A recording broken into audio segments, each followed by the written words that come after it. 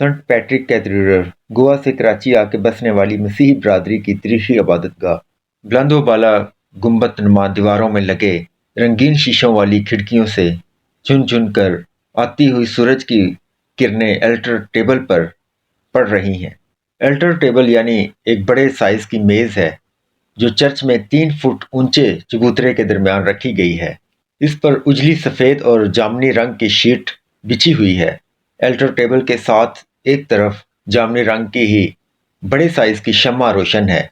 ये मंजर है कराची के सेंट पैट्रिक कैथेड्रल का, जहां दुनिया भर की तरह दिसंबर के पहले इतवार की सुबह को इबादत के लिए खुसूसी इंतजामात किए जाते हैं। Welcome to world study. मैं नासिर जॉन। आज की इस वीडियो में हम देखेंगे कि कराची के सेंट पैट्रिक कैथेड्रल चर्च की हिस्ट्री क्या है और इंडिया के शहर गोवा से कराची में आकर बसने वाले लोगों की हिस्ट्री क्या है और वो किस तरह चर्च की खिदमत करते हैं। 12 साल की अशिता डी सोजा के लिए इस साल चर्च में कुछ अनोखा देखने को मिल रहा है। वो अंग्रेजी ज़बान में कहती हैं कि सब कुछ बहुत अच्छा लग रहा है।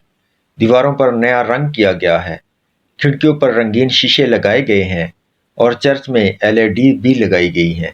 सेंट पैट्रिक कैथेड्रल शहर के कदीमी इलाके सदर में क्लार्क स्ट्रीट पर वाक़या है, जिसका नाम अब शहराए अराक है। सेंट पैट्रिक चर्च की इमारत लगभग 178 यानी 187 साल पुरानी है और इसका शुमार शहर के तारीखी मकामात में होता है।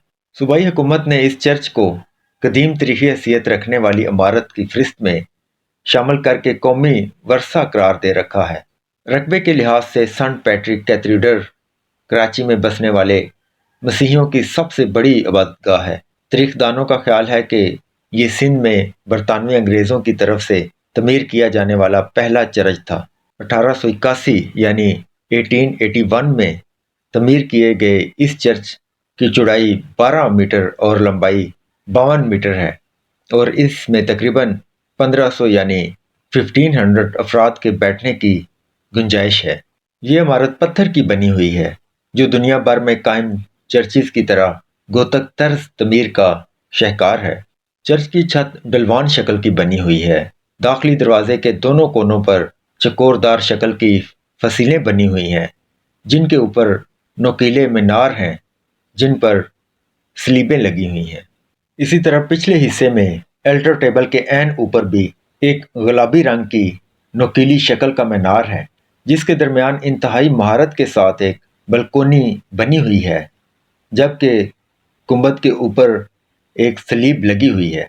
वक्त गुजरने के साथ साथ चर्च की इमारत बोसीदा होने लगी थी, लिहाजा चर्च इंतज़ामिया की दरख्वास्त पर सिंध के वज़ीर आला सईद मुराद अली शाह की तरफ से 25 करोड़ रुपए की खतीर रकम इस इबादतगाह की तज़ाइश व आराइश के लिए सूबाई हुकूमत ने दी। चर्च के साबका बिशप और कार्डिनल जोसेफ कोट्स कहते हैं कि बारिश के मौसम में चर्च की छत से पानी गिरने लगा था, जबकि सीवरेज का निज़ाम बोसीदा हो जाने के बायस फर्श में भी नमी बढ़ रही थी, इसलिए हमने ये काम शुरू करवाया। चर्च की इमारत की तज़ाइश व आराइश के काम को सूबाई महकमा सकाफत के इंजीनियर्स ने 2.5 साल के अरसे में मुकम्मल किया।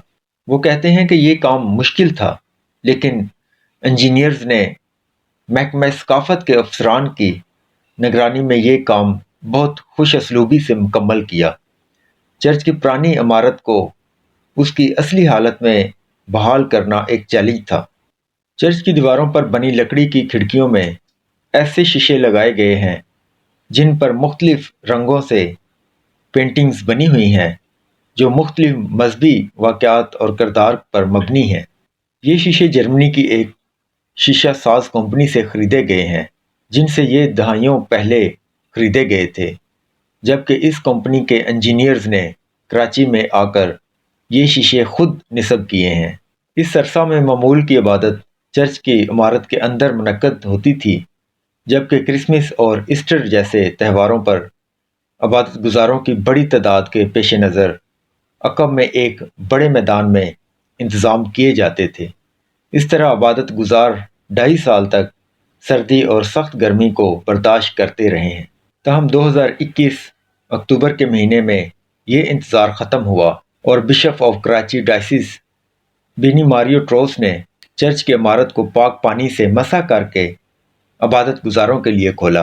کرائسٹ دی کنگ، زرد رنگ کے پتھر سے بنی اس عمارت کے اوپر گلابی رنگ کے نکیلے مینار اسے اور زیادہ خوبصورت بناتے ہیں۔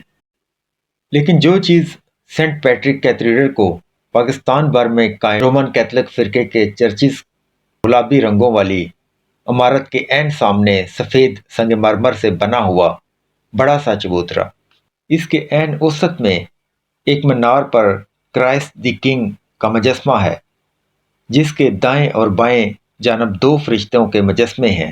گول شکل میں تعمیر کردہ چبوترے کے زینوں پر بھی سنگ مرمر لگایا گیا ہے، جبکہ اطراف میں چھوٹی دیوار اور اس کے درمیان چھوٹے چھوٹے میناروں پر رکھے ہوئے پنکھڑیوں والے فرشتوں کے مجسمے ہیں۔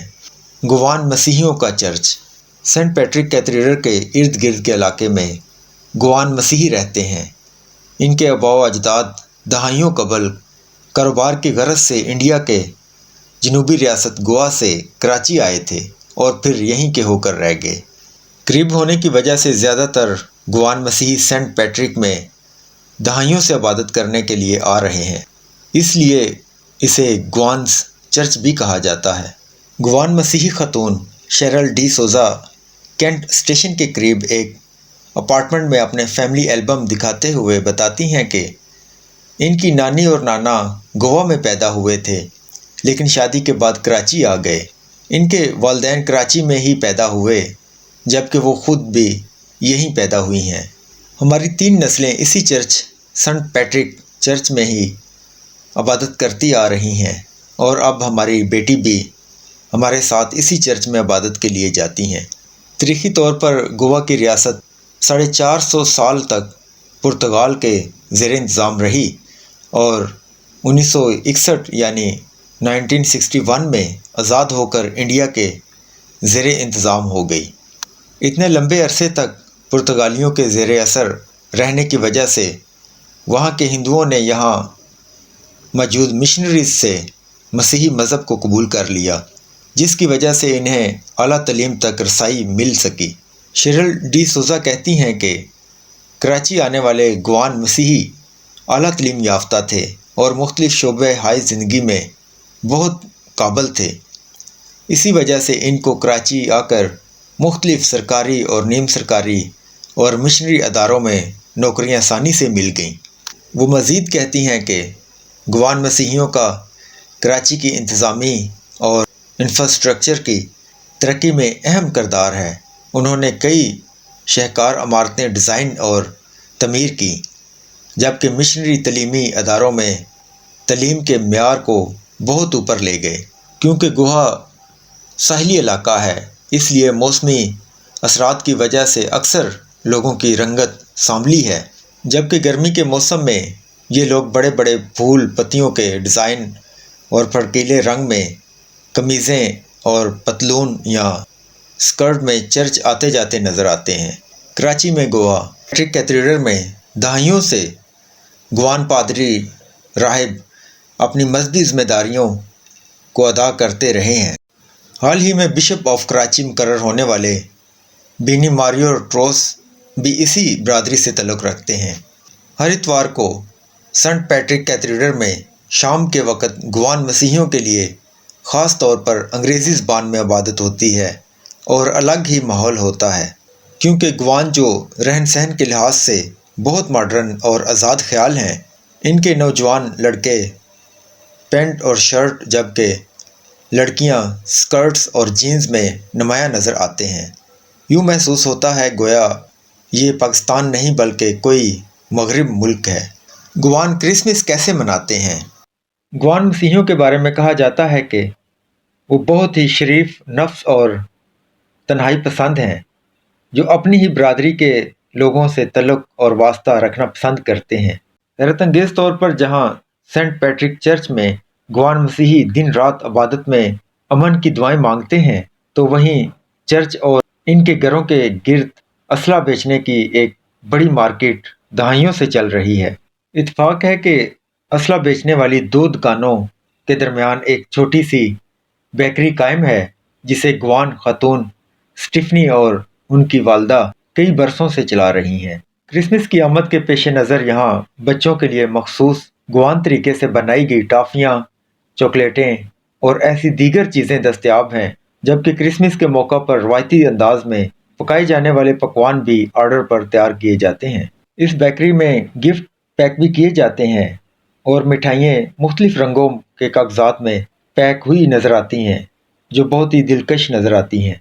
खानों में चना टोसा, बेबानका, कलकल, नूरस, बतीचा, फ्रूट केक, रोस्ट बीफ, सूर पोटल हैं। बेकरी की मालिक स्टीफनी कहती हैं कि सूर पोटल यानी बड़े गोश्त से बनाई जाने वाली एक डिश है जो हर गवान मसीही के घर में क्रिसमस के मौका पर पकाई जाती है। इसमें गाय का दिल, गुर्दे और फेफड़े होते हैं, जिसे राइस केक के साथ पेश किया जाता है। क्रिसमस पर यह डिश हर घर में आपको मिलेगी। सूर पोटल तो जैसे क्रिसमस की जान है। वो मजीद कहती हैं कि इसके अलावा क्रिसमस के मौके पर रवायती रिच प्लम केक तैयार किया जाता है, जबकि बच्चों के लिए खसूसी मिठाइयाँ तैयार की जाती हैं। गवान मसीही कम क्यों हो रहे हैं? गवान मसीही बरादरी की तादाद पहले से ही बहुत महदूद थी, लेकिन हालिया बरसों में ये मजीद कम हो गई है। बिजल एंड रियोस एक नौजवान सहाफ़ी हैं जिनका ताल्लुक गवान कम्युनिटी से है। वो कहते हैं कि मुल्क के मुआशी हालात से तंग और फिर दहाइयों तक जारी रहने वाली दहशतगर्दी और शिद्दत पसंदी की लहर से खौफ के बायस एक बड़ी तादाद में लोग दीगर मुल्कों में जा रहे हैं। क्योंकि गवान अमूमन आला तलीम याफ्ता होते हैं, इसलिए उन्हें दीगर ममालिक में आसानी से नौकरियां मिल जाती हैं। यही वजह है कि बाकी बच जाने वाले लोग या तो ज़ईफ़ उम्र हैं या ज़ेर तलीम नौजवान हैं। दूसरी जानब रोज़गार की गरज से पंजाब से आने वाले मसीहियों की तादाद गुज़श्ता दहाइयों में कई गुना बढ़ गई है। बेजल एंड रियोज कहते हैं कि यही वजह है कि हर इतवार के रोज़ एक इबादत पंजाबियों के लिए उर्दू ज़बान में की जाती है, जबकि क्रिसमस और ईस्टर के मौका पर दोनों ज़बानों में बैक वक्त अदा की जाती हैं। दो मुख्तलिफ मुआशी तिब्कों से ताल्लुक़ रखने वाले मसीहियों यानी गवान और पंजाबी एक जगह इकट्ठे होने से कुछ मसाइल भी पैदा हो रहे हैं, जिन पर कोई खुलकर बात नहीं करना चाहता। गवान कम्युनिटी के एक नौजवान ने बताया कि ये बहुत बदकिस्मती की बात है, लेकिन ये सच है कि गवान की तादाद कम होने की वजह से चर्च में पंजाब से आने वाले मसीहियों की तादाद बढ़ रही है, जो अमूमन कम तलीम याफ्ता होते हैं और इनकी तर्ज ज़िंदगी भी हमसे मुख्तलिफ है। वो रख रखाव को इस तरह नहीं समझते जैसे गवान। अगरचे गवान लोगों की तादाद कम हो रही है, लेकिन इनकी तीसरी नस्ल के नौजवान लड़के और लड़कियां ही मुल्क में रोशन मुस्तकबिल की ख्वाहिश लिए रह रहे हैं। यकीनन आज की वीडियो आपको पसंद आई होगी। अगर पसंद आई है तो वीडियो को लाइक कर दें और दोस्तों के साथ शेयर कर दें। आज के लिए इतना ही, मिलते हैं नेक्स्ट वीडियो में। तब तक के लिए गॉड ब्लेस यू ऑल।